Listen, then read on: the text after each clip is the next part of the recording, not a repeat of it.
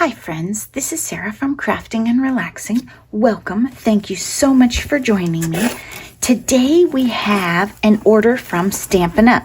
It's sort of a surprise for me, just like it is for you, because it's a combination order for Nonie and Andrea and I, and Nonie put the order in, so I don't know what all is in the box. Also, she told me at one point this week that we have too much cardstock, so I said, okay, don't order mine, but it was too late, so I still get my cardstock.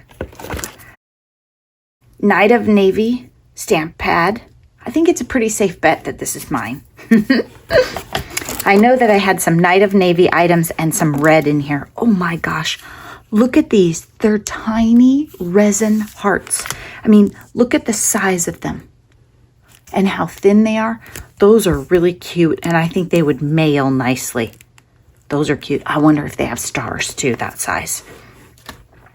Okay, an embossing folder, beachy, and we've all been talking about making some beachy stuff lately. I know that Nonie has, and I have. Oh yeah, that's gonna be cool. So the way they showed it here was not on a vertical card, it was on horizontal. Very cool. I like that. These are, they're called opal rounds. They have like tiny specks of iridescent stuff in them. They're thicker than these hearts though. So they're not, I don't know for sure that I would use a lot of them right now just because I've been trying to keep my cards so thin so they mail nicely. But those are really pretty. They would make nice flower centers. Here's an embossing folder of trees. I'm sure that one's going to be beautiful. And Nonie and I both love trees. I don't want to open it because that other one took a while. Nice little pearl basic jewels. And another set of those. Oh, look at this. Daisy Garden. This would have gone well with that paper I had. Oh my gosh. Giant. One big giant beautiful stamp. Stamp that and put a sentiment on it and you're done. Okay, so, oh, this is Andrea's. This is Pansies. Oh my gosh, look at this. I could play with it. She won't even get a chance yet. The little things you do make such a big difference. Love you much. Wishing you a little extra happiness just because you're you. A little hello from me to you. Happy birthday and thank you. And this is a layering set of pansies. So, oh, and they're clear. Did that surprise anyone else? Surprised me. So you take the different layers and stamp them a lighter ink and then a darker ink on top. Wow, I did not expect these to be clear. That's interesting to me. Very cool, Andrea. Good job. And then I'm not going to open her dies because I don't want to make a mess, but she's going to be able to cut out those flowers. It bothers me that there's no picture on it. That would make me crazy. Maybe it's in there somewhere or you flip it around so that for storage, if you want to keep it in here. I guess they have a folder. I don't know. Okay, now I've got to know. So my guess is this part, you would trash that, and then you would just keep it in this little folder. And there must be something that you can flip out that shows it. It's going to be a project to get it out of there. Let's leave that. Stampin' Cut Emboss. This is a brick embossing folder. Very cool. This was sort of a gamble on my part. This is Pacific Point. I'm pretty sure this is mine. I don't love it. Does it speak to you guys? Let's see. Let me give you some comparisons. So this is the Wow Blue Glitter. It's much more rich. Here we go. Everyone's seen painter's tape. So Pacific Point is a little bit more washed out. I can see they're trying to make it like, what was it back in the day? Ballet blue, I think. It's too light to be anything as amazing as brilliant blue. It's not going to hold up to that. Maybe a little light for red, white, and blue cards. I don't know. I don't dislike it. It's just, it's no brilliant blue. If anyone tells Stampin' Up things, you be sure and tell them we need some brilliant blue back. Okay, so these are mine. This is Real Red, which I gotta tell you has a touch more orange than I remember.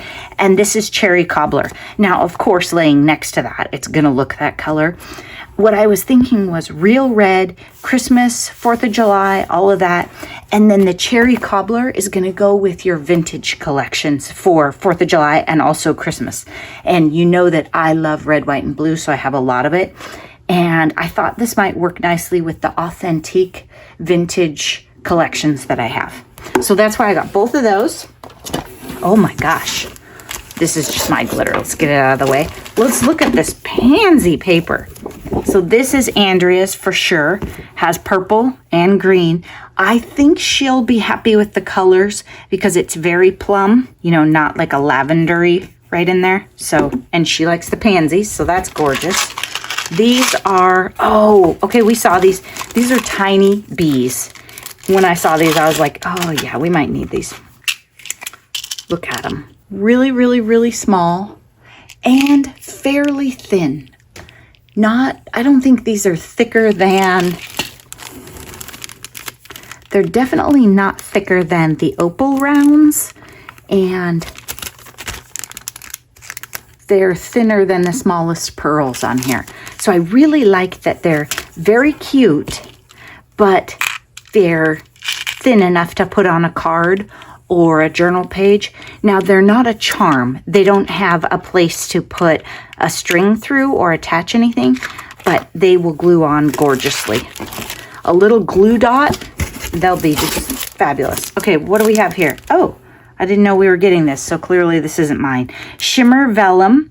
It's 21-23 in color. So I think these are their new colors. So if you recall, I had some color samples and those were their new colors. Maybe I forgot to show them in the video. So I think these are the new colors they came out with.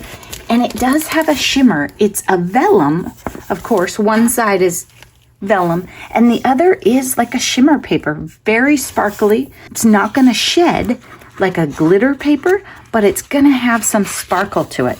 So that's really neat. And it has a bit of a texture, but not rough. And then you can see the other side is regular vellum.